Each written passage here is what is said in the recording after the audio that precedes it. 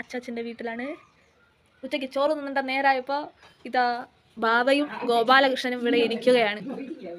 കണ്ടാ നല്ല സന്തോഷത്തിലാണുള്ളത് ഗൈസ്. നമ്മുടെ ഗോപു നല്ല സന്തോഷത്തിലാണുള്ളത്. വെള്ളയെല്ലാം കൊണ്ടുവച്ചിട്ടുണ്ട്. ബാവ എവിടെ പോയി? ബാവ അടുക്കളയിൽ ഇരുന്ന് ഭക്ഷണം കൊണ്ടുവരുക. ഇതാ കണ്ടാ നല്ല ചോറും ചമ്മന്തിയും കറി. എന്നാ ബാവേ?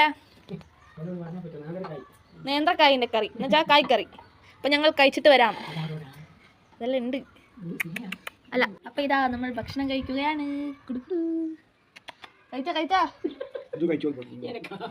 ഞാൻ നന്നായിട്ട് ഭക്ഷണം കഴിച്ചിട്ട് വരാം. ഗൈസ്, എൻ്റെ ചോറ് തീർന്നു. ഞാൻ നല്ലോണം തുടച്ച് തിന്നു. ഗോപുവിൻ്റെ തീർന്നിട്ടില്ല. ഗോപു എല്ലാം കഴിച്ച് നിൽക്കുക. കണ്ടാ ബാവ കഴിച്ചിട്ടില്ല. ബാവ അവിടെ ഇരുന്ന് കളിക്കുക.